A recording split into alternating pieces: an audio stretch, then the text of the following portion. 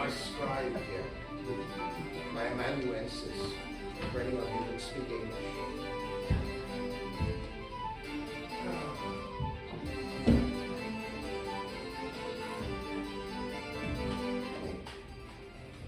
Where are they?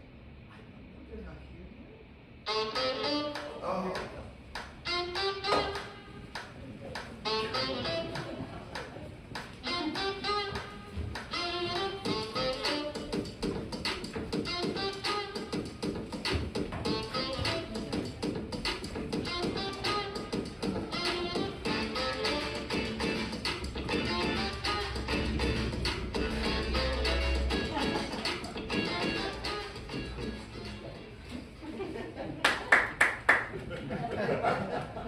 Speak the speech, I pray you, as I pronounced it to you, trippingly on the tongue.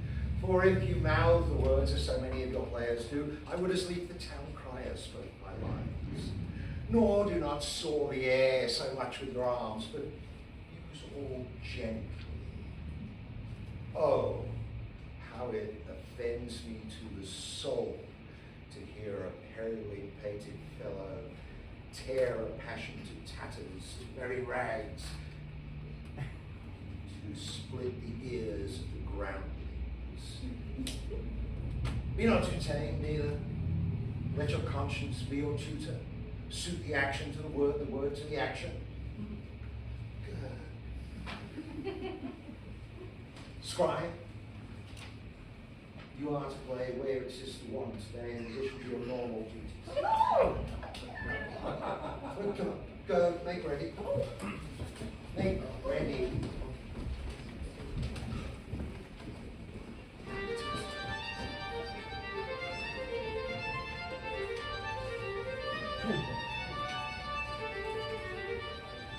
She is known simply as the jailer's daughter.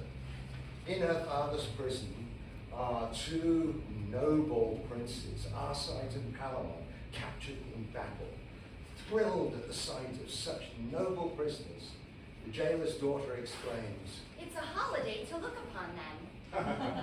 But her obsession is fixed solely on Palamon, and the course of true obsession ne'er does run smooth. Why should I love this gentleman? 'Tis odds he never will affect me. I am base. My father, the mean keeper of his prison, and he a prince. To marry him is hopeless, to be his whore is witless. Out upon it! What pushes are we wenches driven to when 15 once has found us? First, I saw him. I, seeing, thought he was a goodly man. He has as much to please a woman in him, if he pleased to bestow it so, as ever those eyes yet looked on.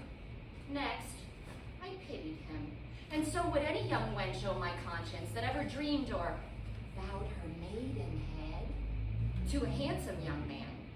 Then, I loved him, extremely loved him, infinitely loved him, and yet he had a cousin, fair is he too, but in my heart was Palamon, and there, oh Lord, what a coil he keeps, to hear him sing in an evening, what a heaven it is, and yet his songs are sad ones. Fair spoken was never a gentleman. Oh, when I come to bring him water in the morning, first he bows his noble body and then salutes me thus. Fair gentle maid, good morrow, may thy goodness yet be a happy husband. Once he kissed me.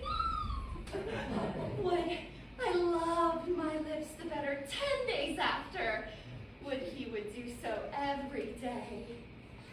He grieves much, and me as much to see his misery. Oh, what should I do to make him know I love him? For I would fain enjoy him. Say I venture to set him free. Oh, what says the law then? Thus much for law or kindred. I will do it. And this night or tomorrow, he shall love me. He'll ne'er have her. He'll be the death of her. Hell is empty and all the devils are here. Thrice the brinded cat hath mewed. Thrice and once the hedge pig whined. Harpier cries, 'tis time, 'tis time. Who are these women? They're not witches. They're powerful prophets, known in Macbeth as the Wayard sisters. Wayard meaning fate in Old English.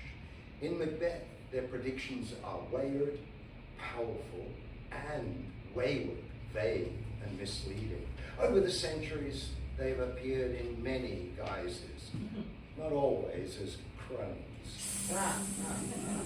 Fair is foul, and foul is fair. Round about the cauldron go, in the poisoned entrails throw. Toads that under cold stove, day and night have 31, sweltered venom the sleeping god, boil thou first in the charmed pot. Double, double, toil and trouble, fire burn and cauldron bubble. Fillet of a fenny snake, in the cauldron boil and bake. Eye of newt and toe of frog, wool of bat and tongue of dog, lizard's leg and blind worm's sting. Howl its wings and howl its wings, for a charm of powerful trouble, like a hell-brought boil and bubble. Double, double, toil and trouble, fire burn and cauldron bubble. Scale of dragon, tooth of wolf, witch's mummy, maw and gulf of ravenous salt sea shark, root of hemlock digged in the dark, gall of goat and slips of yew, silvered in the moon's eclipse, finger of birth strangled bad, ditch delivered by a drab, make the gruel thick and smell. Add thereto a tiger's children, for the ingredients of our cauldron. Double, double, toil and trouble, fire burn and cauldron bubble. Cool it with a baboon's blood, then the charm is firm and good. By the pricking of my thumb, Something wicked this way comes. Open locks, whoever knocks.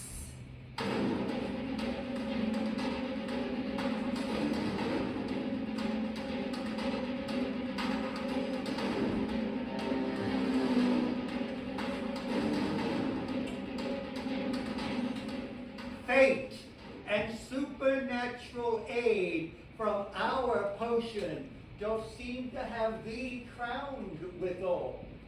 The Wayard sisters prophesied Macbeth's future when they intercepted him after his battlefield victory.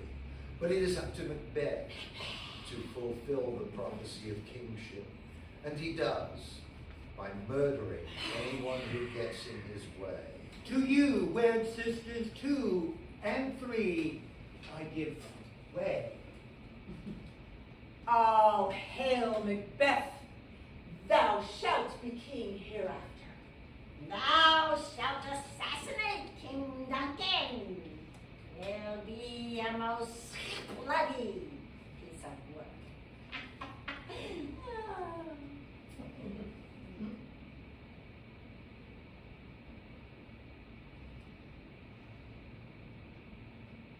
Is this a dagger which I see before me? The handle toward my hand? Come, let me clutch thee. I have thee not, yet I see thee still. Art thou not, fatal vision, sensible to feeling as to sight? Or art thou but a dagger of the mind, a false creation proceeding from the heat-oppressed brain? I see thee yet, in form as palpable as this which now I draw. Thou marshalest me the way I was going, and such an instrument I was to use. See thee still, and on thy blade and dudgeon gouts of blood, which was not so before. Oh, there's no such thing. It is the bloody business that informs thus to mine eyes. Now, o'er the one-half world, nature seems dead. Wicked dreams abuse the curtained sleep. Witchcraft celebrates fell Hecate's offerings, and withered murder thus, with his stealthy pace, moves like a ghost. Thou sure and firm said earth, hear not my steps which way they walk, for fear thy very stones prate of my whereabouts, and take the present horror from the time which now suits with it. Whilst I threat, he lives. Words to the heat of deeds too cold breath gives.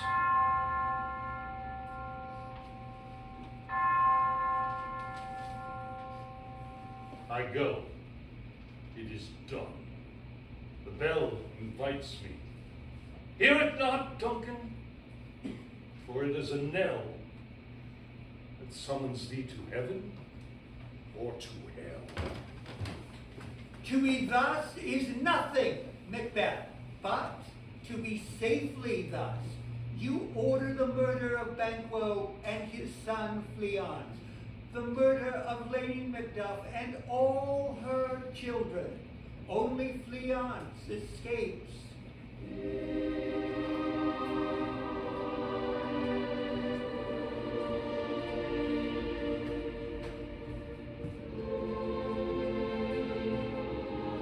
Villain number 2, Lady Macbeth.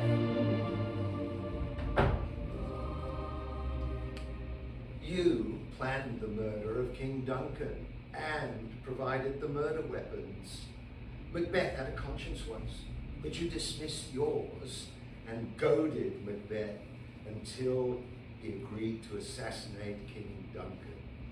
Seeing a bloodied Macbeth holding the bloody daggers drenched in Duncan's blood, you said, see how easy it is then. A little water clears us of this deed. It is not so easy.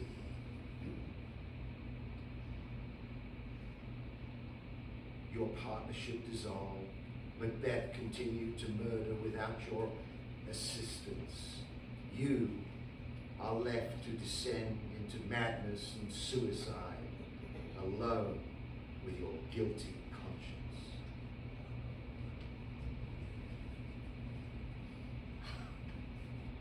Here's a spot. Out, damn spot, I say, out. 1, 2.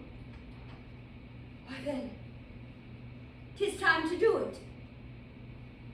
Hell is marked. Fine, my lord, fine. A soldier and a feared? What need we fear? Who knows it? When none can call our power to account. Who would have thought the old man to have so much blood in him? The Thane of Fife had a wife. Where is she now? Will these hands ne'er be clean? Oh, no more of that, my lord. No more. You mar all with this starting. Here's the smell of blood still. All the perfumes of Arabia cannot sweeten this little hand. Oh, oh, oh. Wash your hands. Put on your nightgown.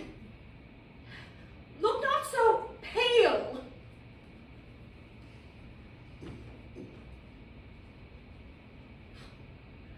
I tell you yet again, Banquo's buried. He cannot come out of his grave. To bed. To bed. There's knocking at the gate. Come. Come, give me your hand. What's done cannot be undone. To bed. Foul whisperings are abroad. Unnatural deeds do breed unnatural troubles. Infected minds to their deaf pillows will discharge their secrets.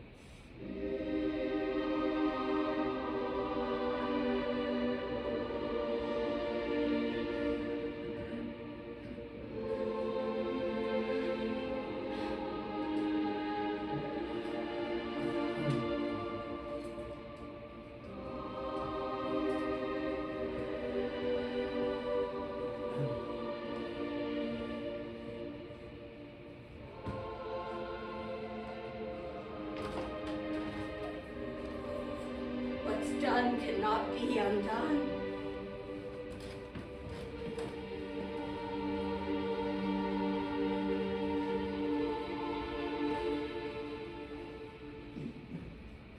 She should have died hereafter. There would have been time for such a word. Tomorrow, and tomorrow, and tomorrow creeps in this petty pace from day to day to the last syllable of recorded time. And all our yesterdays have lighted fools the way to dusty death. Out, brief candle. Life's been a walking shadow, a poor player that struts and frets his hour upon the stage and then is heard no more. It is a tale told by an idiot, full of sound and fury, signifying nothing.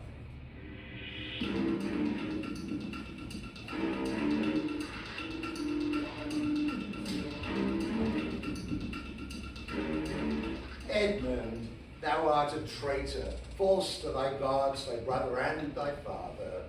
From the extremest upward of thy head to the descent and dust below thy feet, a most toad-spotting traitor. Not guilty. I cannot conceive you. Conceive. Aye, there's the rub. My father said, conceive? Why, this young fellow's mother could. Whereupon she grew round-wombed and had a son for her cradle, ere she had a husband for her bed. The whoreson must be acknowledged.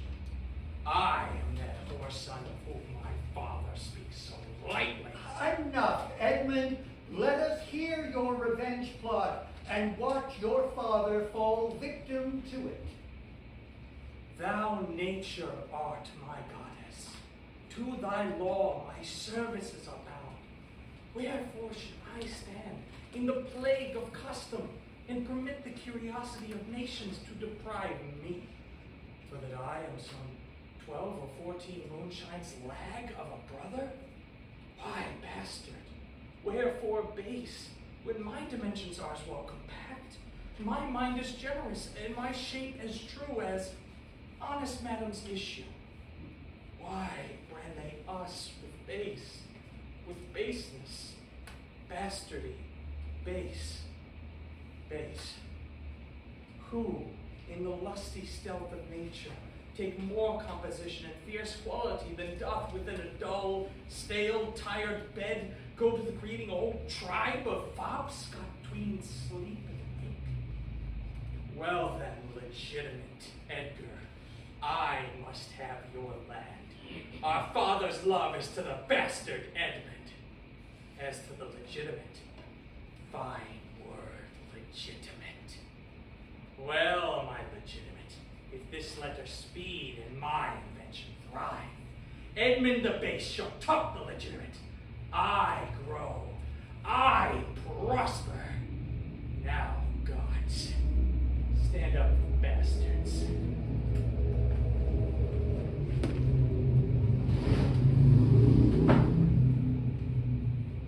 Edmund, how now? What news? So please your lordship, none. Why so earnestly seek you to put up that letter? I know no news, my lord. What paper were you reading? Nothing, my lord. No. What needed then that terrible dispatch of it into your pocket? The polity of nothing hath not such need to hide itself. Let's see. Come. Well, if it be nothing, I shall not need spectacles. I beseech you, sir, pardon me. It is a letter from my brother that I have not all over read, and for so much as I have perused that I find it not fit for your overlooking. Give me the letter, sir. I shall offend either to give or detain it. Let's see. Let's see.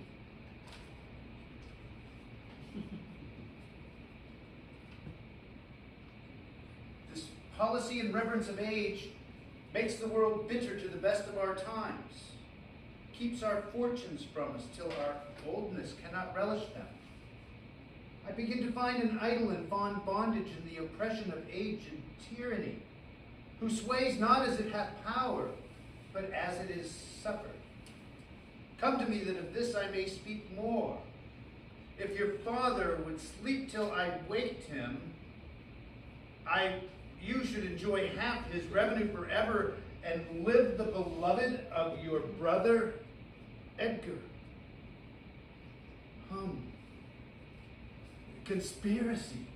Sleep till I waked him, you should enjoy half his revenue? My son Edgar? Had he a hand to write this? A heart and brain to breed it in? Where is he? My lord, he hath wrote this to feel my affection for your honor, and to know for the pretense of danger. It is his. It is his hand, my lord, but I hope his heart is not in the contents. Hath he never heretofore sounded you in this business? Never, my lord. But I have heard him oft maintain it to be fit that sons in perfect age and fathers declining, the father should be as ward to the son, and the son manage his revenue. Oh, villain! Villain! His very opinion in the letter! Abhorred villain! Unnatural! Detested! Brutish villain!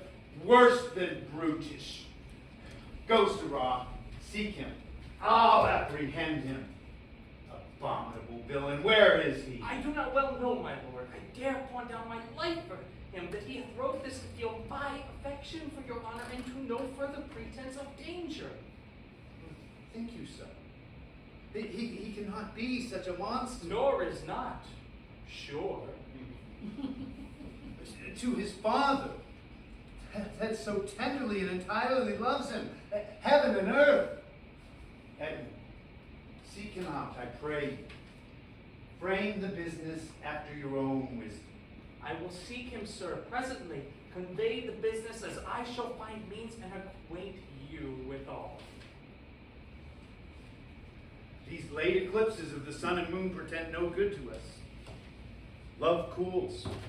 Friendship falls off. Brothers divide. In cities, mutinies. In countries, discord. In palaces, treason. And the bond cracked between son and father. This villain of mine comes under the very prediction. There's son against father. The king falls from bias of nature. There's father against child. We have seen the best of our times. Machinations and hollowness, treachery, and all ruinous disorders follow us disquietly to our graves. Find out this villain, Edmund. It will lose thee nothing.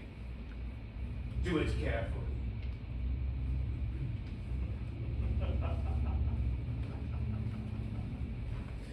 This is the excellent foppery of the world, that when we are sick in fortune, often the surfeit of our own behavior, we make guilty of our disasters, the sun, the moon, and the stars, as if we were villains by necessity, fools by heavenly compulsion, knaves, thieves, and treacherous by spherical predominance, drunkards, liars, and adulterers by an enforced obedience of planetary influence, and all we are evil in by a divine thrusting on, an admirable evasion of our master man, to lay his goatish dispositions to the charge of a star.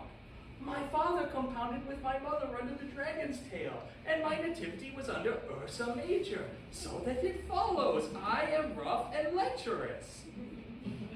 But I should have been that I am, had the maidenliest star in the firmament twinkled on my bastardy. Guilty!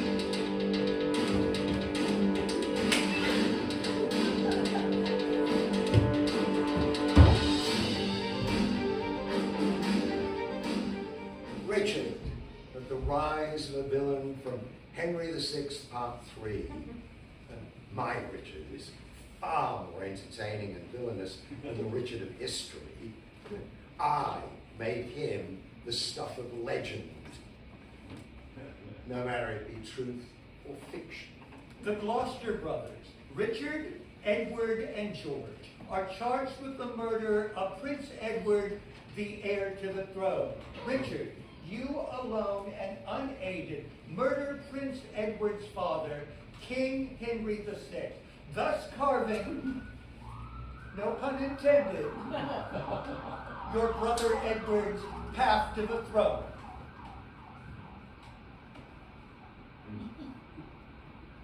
I, my brother Edward, the king, will use women honorably when he were wasted, marrow, bones and all.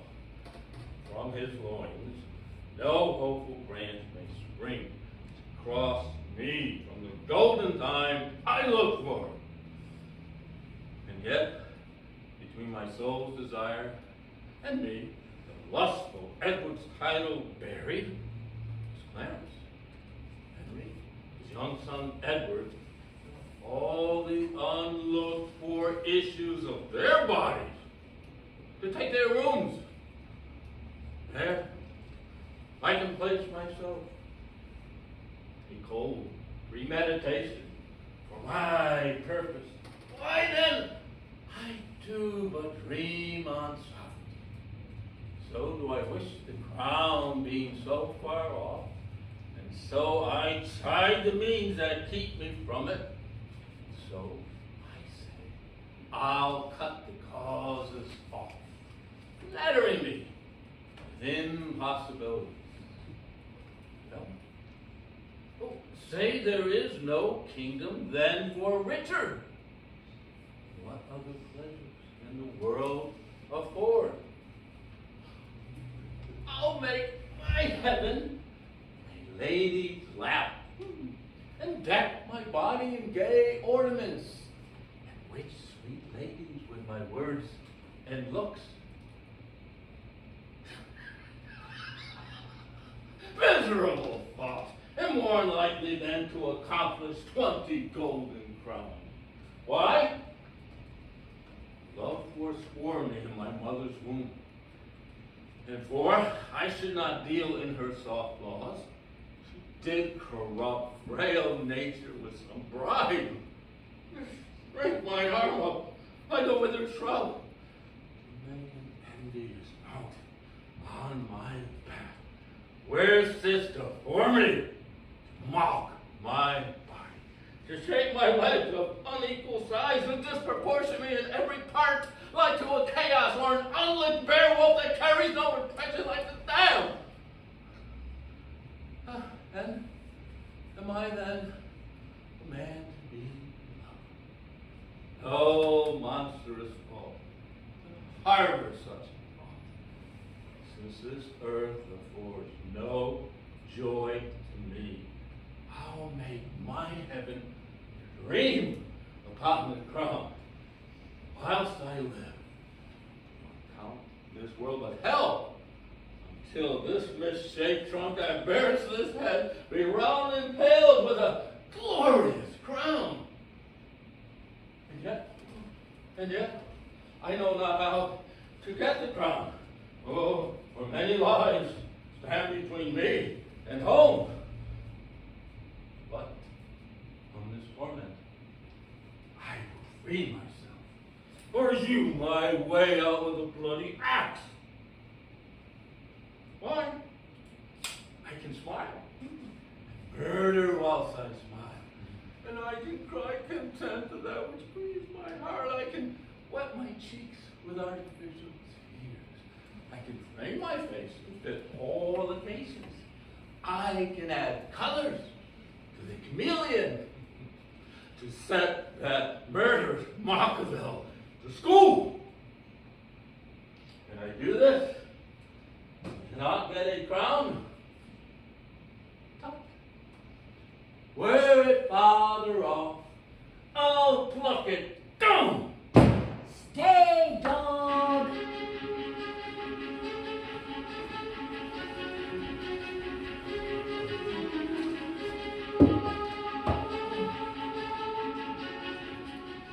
In the breath of bitter words, let us smother my damning son. Ladies, allow me to introduce you to our audience. Queen Margaret Warrior Queen! and Richard are mortal enemies in the epic series of battles known as the Wars of the Roses. Margaret ordered the death of Richard's brother and his father. Richard and his brothers killed Margaret's son. Richard killed Margaret's husband, King Henry VI. Richard does not play with others. The Duchess of York is Richard's mother. No love lost here between mother and son. Score. Margaret 2, Richard 2. Continue, ladies. If heaven had any grievous plague in store, exceeding those that I could wish upon thee, oh, let them keep until thy sins be ripe, and hurl down their indignation on thee, the troubler of the poor world's peace. The worm of conscience still begnaw thy soul, thy friends, suspected traitors while thou livest. And take deep traitors as thy dearest friends. No sleep close up that deadly eye of thine, lest it be while some tormenting dream affrights thee with a hell of ugly devils. Thou elfish, abortive, rooting hog, slave of nature and the son of hell, the slander of thy heavy mother's womb. Look, when he fawns, he bites, and when he bites, his venom tooth will rankle to the death. Have not to do with him. Beware of him. Sin, death, and hell have set their marks upon him, and all their ministers attend on him.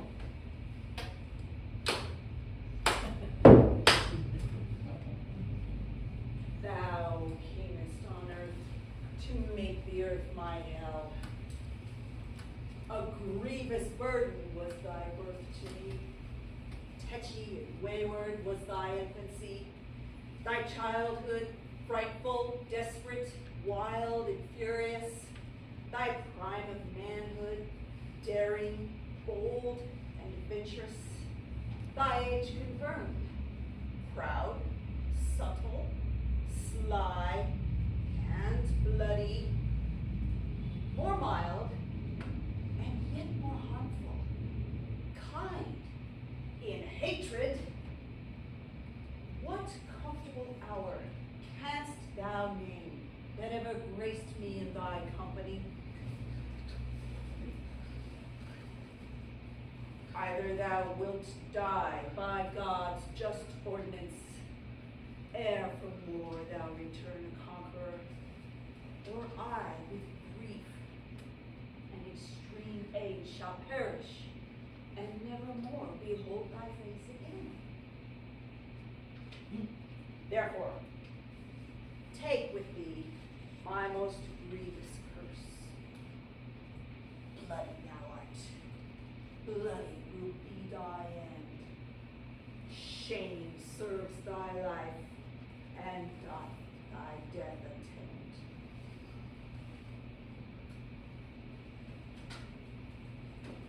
attend. After Edward dies, Richard murders his way to the throne, and the legend of Richard III is born. Sum total of murders by Richard? 8! 8.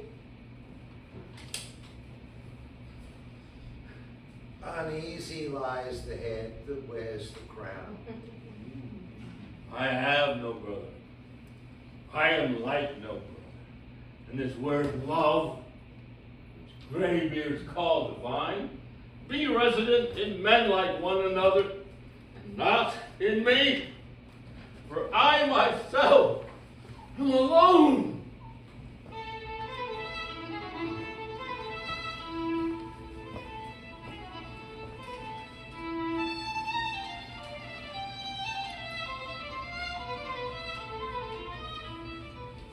Let all the dukes and devils roar. He is at liberty. I have ventured for him, and out I have brought him to a little wood a mile hence, and there he shall keep close, till I provide him files of food, for yet his iron bracelets are not off. Oh, love, what a stout-hearted child thou art. My father durst better have endured cold iron than done it. Oh, I love him, beyond love and beyond reason, or wit, or safety. I have made him know it. I care not. I am desperate. Oh. If the law find me, and then condemn me for it, some wenches, some honest-hearted maids will sing my dirge, and tell the memory of my death was noble, dying, almost a martyr. That way he takes, I purpose is my way too. Sure he cannot be so unmanly as to leave me here. If he do, maids will not so easily trust men again. And yet, he has not thanked me for what I have done. No, not so much as kiss me. And that, methinks, is not so well. Nor scarcely could I persuade him to become a free man. He made such scruples of the wrong he did to me and to my father. Yet I hope, when he considers more, this love of mine will take more root within him. Let him do what he will with me. So he uses me kindly, for use me so he shall, or I'll proclaim him into his face no man. I'll presently provide him necessaries, and pack my clothes up, and where there is a path of ground I'll venture. So he be with me, by him, like a shadow, I'll ever dwell. Within this hour the hubbub will be o'er the prison. I am then kissing the man they look for. Farewell, father. Get many more such prisoners and such daughters, and shortly you may keep yourself. Now to him! Oh, hast thou seen Palamon? Nay, lass. Let not her sense unsettle, lest she should drown, or stab, or hang herself. Oh, Palamon has gone after his own fancy, and 'tis not this lass. Are you Sir John Falstaff? Sir, there's a woman here we speak, which is... Is this the way? Is this the way to Mr. John Falstaff? Well, I hear he's handsome. Are you John Falstaff? No. Are you no? This way up the stairs. No. Sir, it is that Mistress Quickly who continues to mistake you for Sir John Falstaff, your greatest comedic creation? Give your worship good morrow. Good morrow, good wife. Oh, not so, and it please your worship. Good maid, then. I'll be sworn, as my mother was the first hour I was born. I believe the swearer. What with me? Well, can I vouchsafe your worship a word or two? I pray your worship. Come a little nearer this way. I warrant thee, nobody hears, no one hears. These are mine own people, mine own people. Are they so? Well, God bless him and make them his servants. Yeah.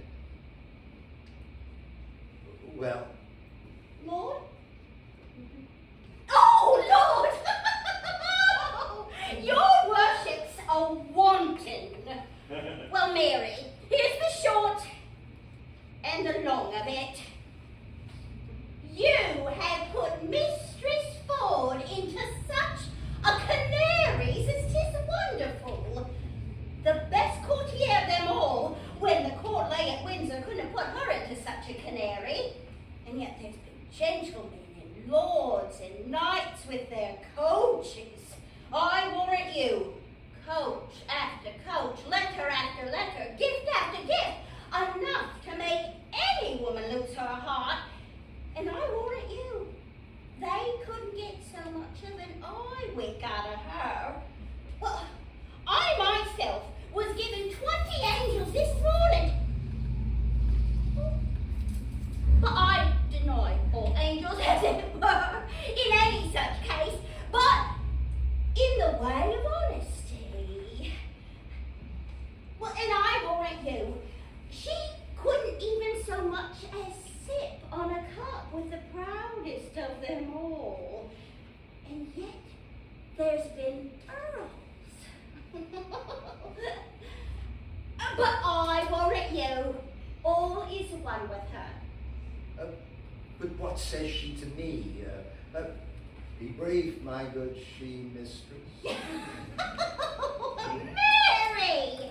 She hath received your letter, for which she thanks you 1,000 times, and she gives you to notify that her husband will be absent from the house between 10 and 11. Letter? What letter? What husband? I forsooth. And then you may come and see the picture that you wrote of. Master Ford, her husband, will be from home. Oh, woman, you mistake me much in my identity. As you say, will. Oh, I have another messenger for your worship. Mistress Page hath her hearty commendations to you too. I never knew such a fatuous, civil, modest wife in all of Windsor, and she bade me tell you that her husband is seldom from home, but she hopes there comes a time. I never knew a woman so dote upon a man.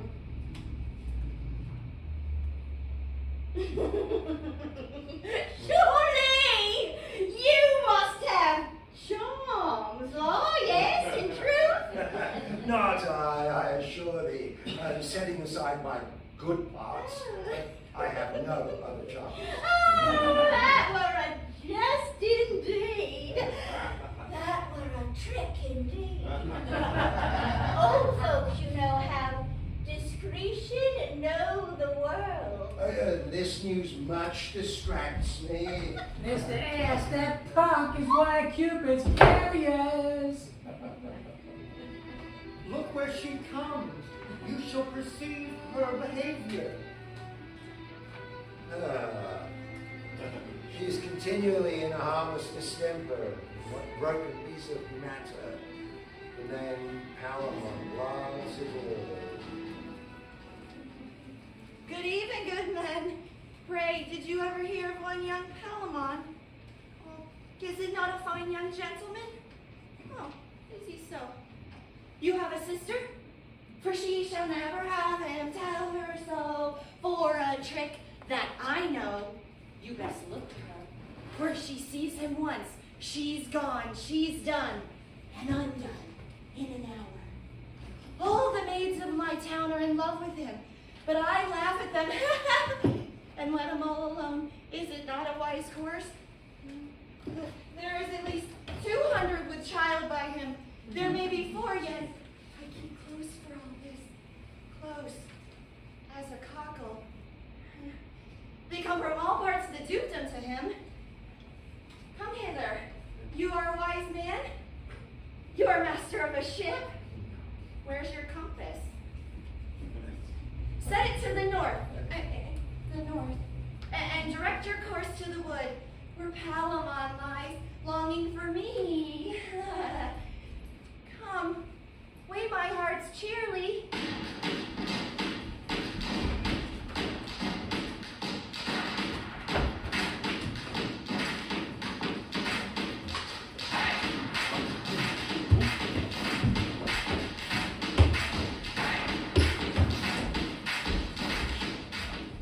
And now for the epilogue. What must I do with all these thoughts running around in my brain? Something is rotten in the state of Denmark. Though this be madness, there is nothing in it. The lady doth protest too much. I must be cruel only to be kind.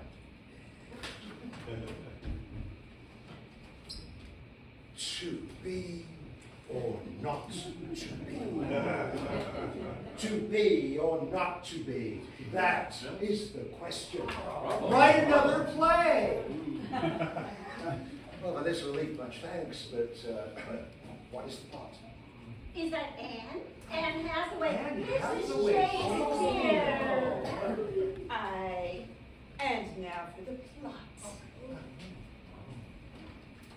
It is the story of a young prince named Hamlet, whose uncle Claudius kills his brother, the king, and marries the king's wife, who happens to be his sister-in-law, and Hamlet's mother. It is a tale told by an idiot. No, wrong thing. First character. Players. Backstabbers. Grave diggers. Guards. Polonius, a meddling father. Ophelia, an innocent young girl. Laertes, a concerned brother. Claudius, a king. Gertrude, a queen. Hamlet, a prince. The ghost of Hamlet's father. Horatio, Hamlet's BFF. The scenery. Mr. Shakespeare and dear audience, we present to you the 15-minute Hamlet, written by fellow Englishman, Mr. Tom Stoppard. Perhaps you'll be inspired to write a fuller version, Mr. Shakespeare, whose runtime will be like 4 hours.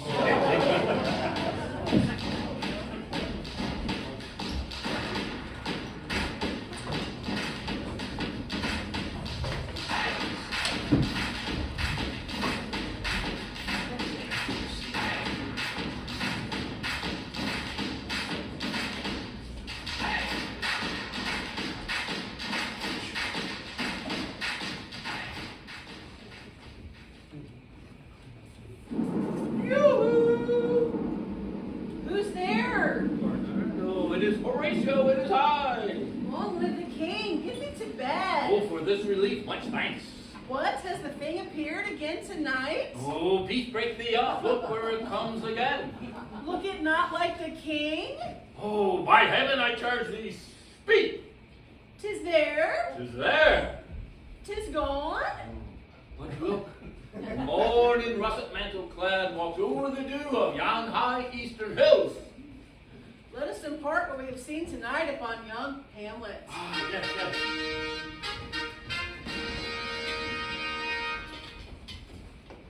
Though yet of Hamlet, our dear brother's death, our memory be green. But our once our this queen, now our wife, shall we together. A little more than kin and less than kind. Oh, that it should come to this. But 2 months dead, so loving to my mother. Frailty, thy name is woman.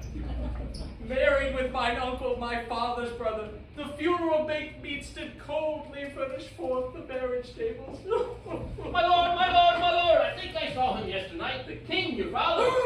upon the platform where we walked. 'Tis very strange. My lord, it countenance more in sorrow than in anger. My father's spirit in arms, all is not well. Would the night were come.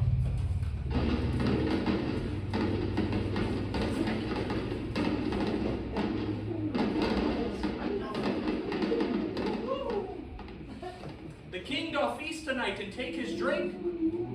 Look, my lord, it comes in hand. Angels and ministers of grace defend us! Something is rotten in the state of Denmark! I, Alas, poor ghost! I am the ghost of thy father's spirit. Revenge is most foul and unnatural murder. Murder? Murder? Murder. The serpent that did sting thy life now wears his crown. Oh, my prophetic soul, mine uncle! I. There are more things in heaven and earth than are dreamt of in your philosophy. Oh, the time is out of joint. Oh, cursed spite. If ever I was born to set it right!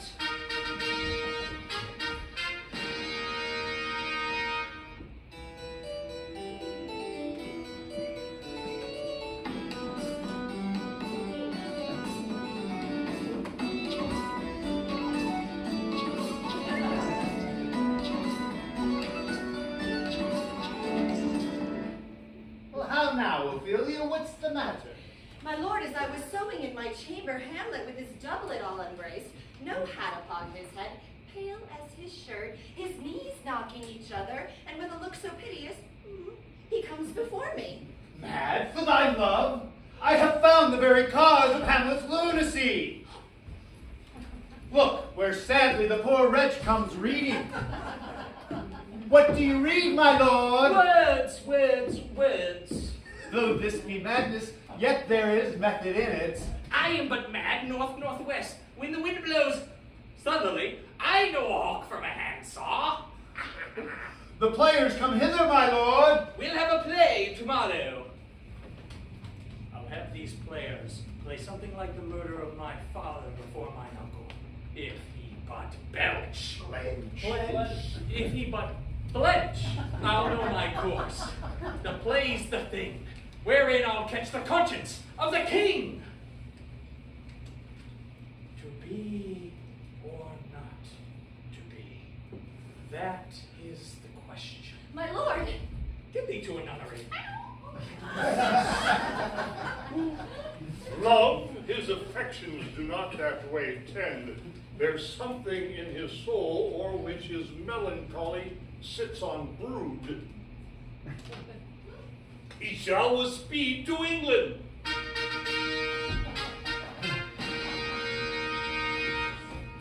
Speak the speech, I pray you, as I pronounced it to you, trippingly on the tongue.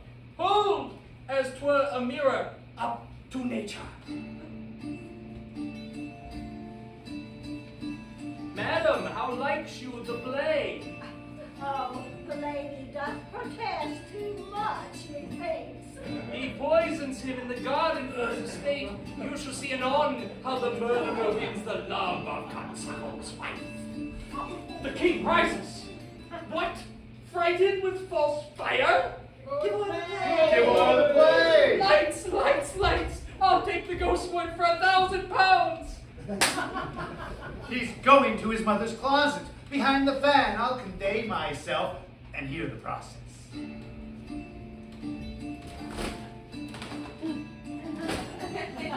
Now, mother, what's the matter? Oh, Hamlet, thou hast thy father much offended. Mother, you have my father much offended. What wilt thou do? Wilt thou murder me? Oh, help, help! Help! How now, a rat? Dead for a duck and dead! Oh, what hast thou done? Nay, I know not. Alas, he is mad. I must be cruel only to be kind. Good night, mother. Hamlet, where's Polony? At supper. Hamlet, this deed must send thee hence. Therefore, prepare thyself. Everything is bent for England. And England, if by love thou hold'st at aught, thou mayest not coldly set our sovereign process the present death of Hamlet. Do it, England! Do it, England! Do it, England! Do it, England! Do it, England! Hurrah!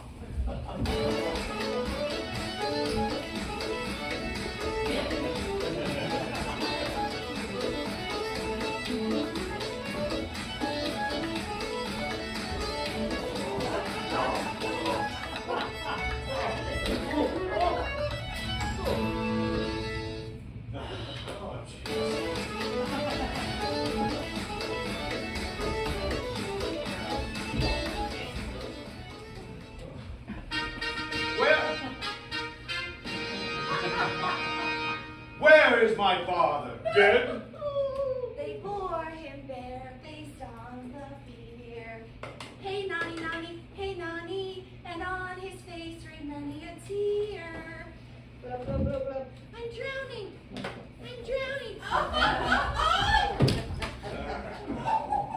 Hadst thou thy wits and did persuade revenge? Where the great axe fall, let the great axe fall.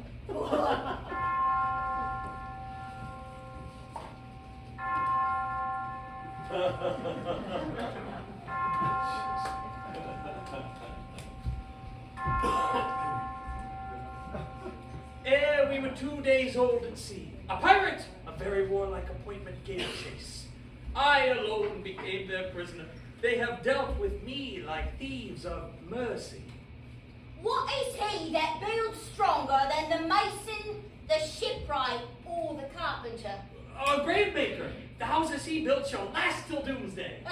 Whose was it? Oh, that skull, sir? That was Yorick's skull, the king's jester. Alas, poor York. But soft, that is Laertes. What ceremony else? Oh, lay her in the earth, and from her fair and unpolluted skin may violets spring, I tell thee. A ministering angel shall my sister be while thou liest howling. What? The fair Ophelia? Oh, treble woe, hold off the earth a while, till I have held her once more in my arms. What is he whose grief bears such emphasis? This is I, Hamlet the Dane! The devil take thy soul! Lay thy hand! Hamlet! I loved Ophelia. What wilt thou do for her? Oh, Laertes. He is mad. The cat will mew, and the dog will have his day.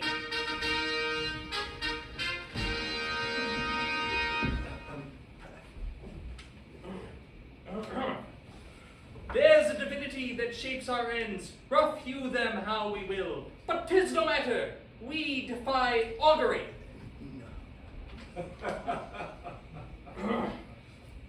There is a special providence in the fall of a sparrow. If it be now, 'tis not to come. If it be not to come, it will be now. If it be not now, yet it will come. What? The readiness is all.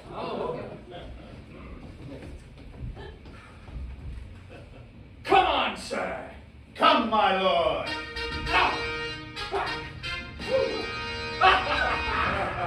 One. No! Judgment. A hit! A very palpable hit! It's only a flesh wound. Stop! Give me a drink. Hamlet, this pearl is thine.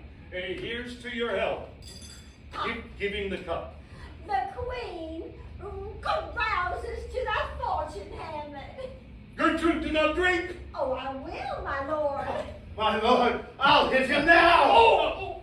Part them, they are incensed. They bleed on both sides. I am justly killed by own treachery. Oh, the drink! I am poisoned. Treachery. Seek it out. It is here, Hamlet. Hamlet, thou art slain. Lo, here I lie, never to rise again. The king, The king is to blame. The point in venom too? Then venom to thy work. Exchange forgiveness with me, noble Hamlet.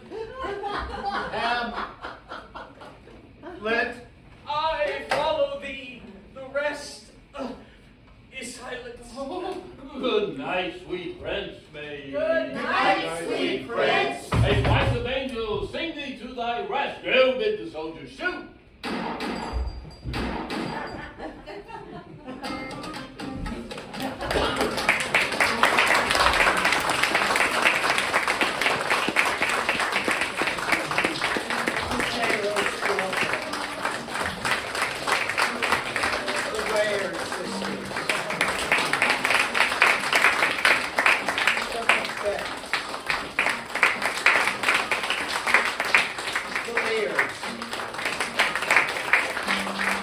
Quickly. Duchess.